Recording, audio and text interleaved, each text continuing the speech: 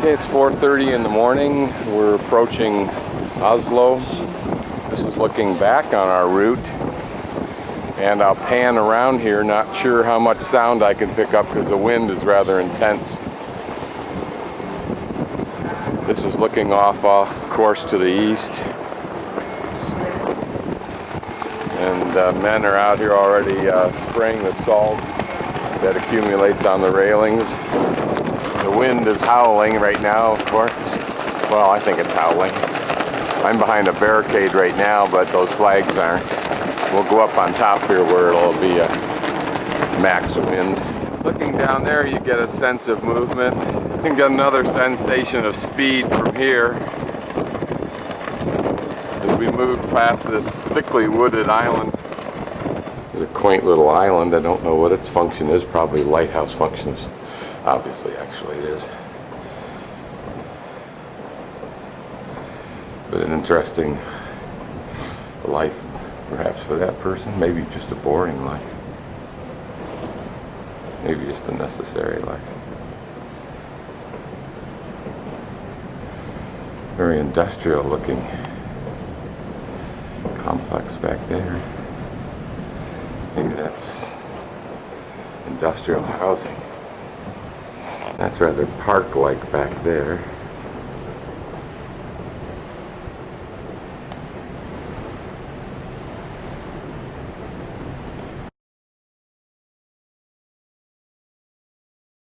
Okay, sitting here on the pedaling bike in the exercise room at 4:45 in the morning. The boat is making a significant turn to the right, so going down that channel. This is a view of the rec room.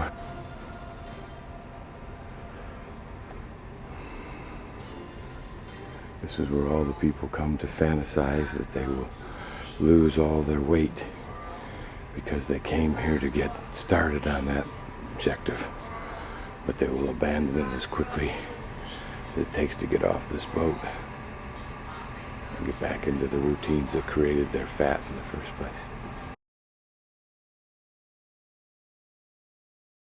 And this is the Chakra Balancing Bed. 30 minutes for $45.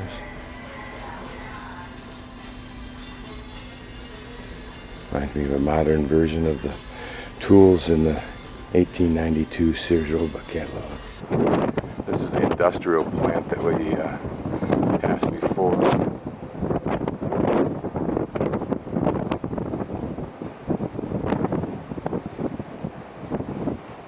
Now we're looking up at the conning tower from what must be, I think, the 11th floor, or deck rather. Pan around again, take a look at this view. This is to the east, southeast.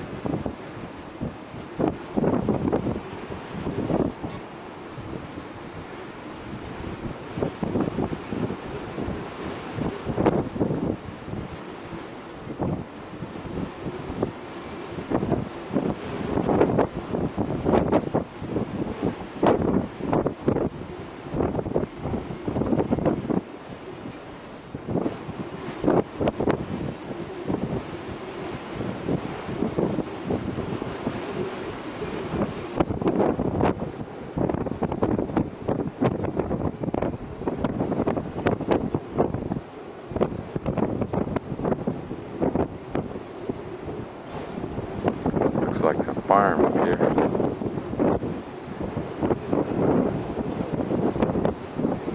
It's a pretty rugged farmland if it is.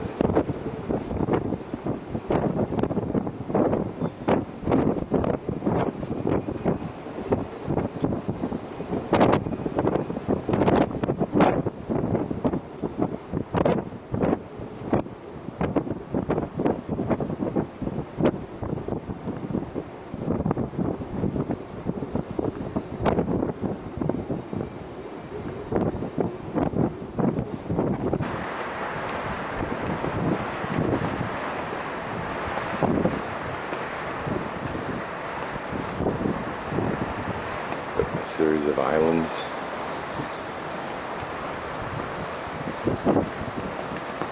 With homes on them. I don't know where whether those are vacation or real homes, or whether that in fact is connected to the mainland, that area over there. Looks like an island from here.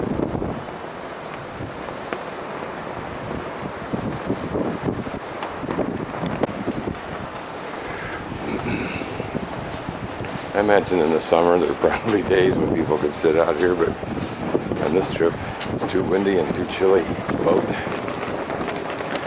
Design elements, sheer weight and size. A pool and hot tubs that are used only by the committed.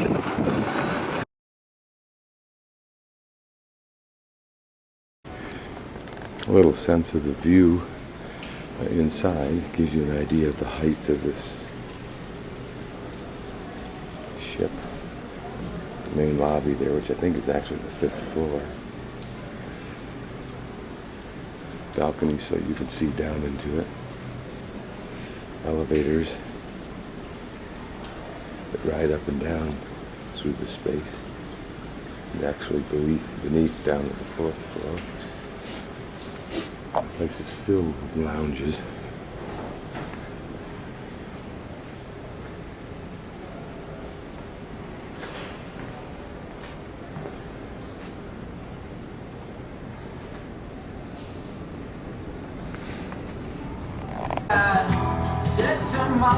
Have a little private, somewhat private, more intimate piano lounge. The Vortex, which has nice views and nice seating. So we'll go in here and take a look. Good morning. No dancing? I'm in the Vortex lounge now, which is closed. It looks like a neat disco lounge with dance floor and so forth. To be able to do that again. View up the channel.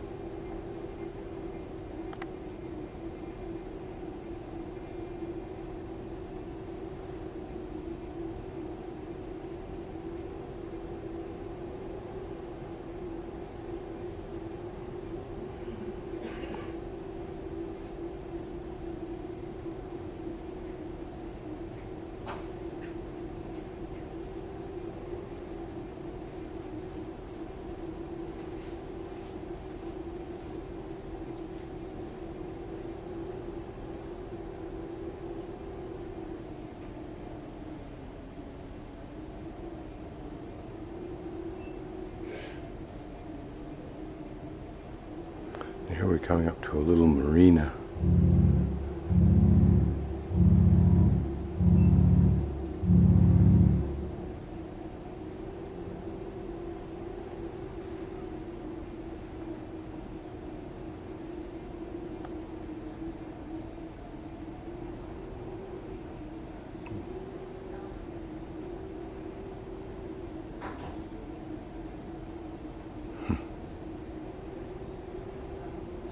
It's fascinating to think of the lives people here lead, how they're different from mine, their food inside of their homes, how they view the world, how they view their lives, how they view my life, if they care to think about it at all.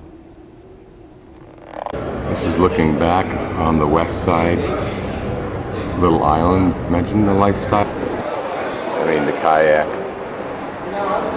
Imagine the lifestyle there. What a quaint little spot. How does he get there? Will they get there? House, a little outbuilding, barn type or garage type thing. Another little shed. A beach area.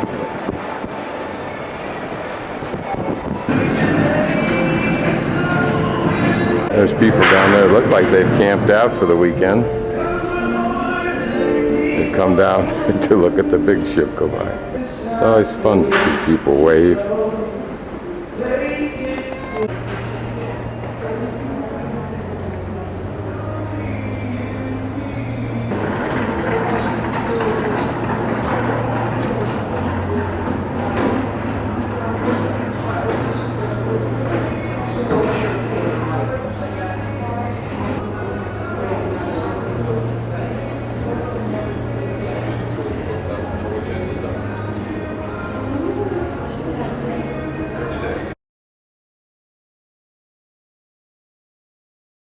Well, we've just landed in Oslo. Looks like some kind of military stuff, but anyway, this is some kind of fort. Don't know what it is yet, of course, because we just got here, but you can certainly see the remnants. It may well be that this area out here was added on, and then again, maybe not. You wonder what those entrance ways are. Were they sea level entrances into the fort for bringing in the provisions and so forth? Looks like church though, doesn't it? Maybe it served both functions. Probably find out later today. Anyway, I go on a tour at about 9 o'clock for 3 hours and come back by around 12, I suppose, and then have about three and a half hours to mosey around town.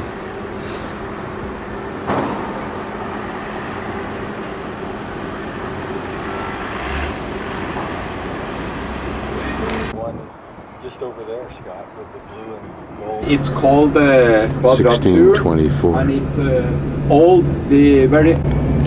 It's offices, most of what you see.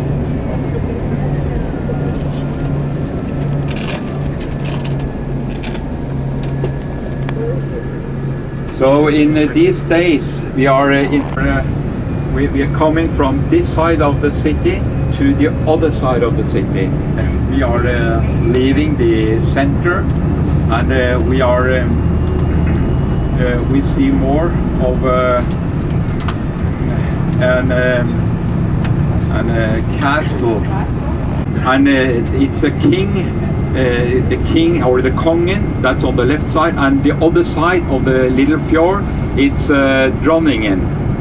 And here you see most of the boats, private boats, in what we call Frognerkilen. But Oscar Hall was, and his family, the king family, they were going there every summer and staying there for one before, but not so close as to a major city in a country. Because this is the king's farm. So on your right side, you have even horses on your right side, and just in front of you, you have the king's building on an expensive part of Oslo to live in. They are cost. I think they are the most expensive in the Oslo area, except for another place called Holmenkollen, which we got to Høyre.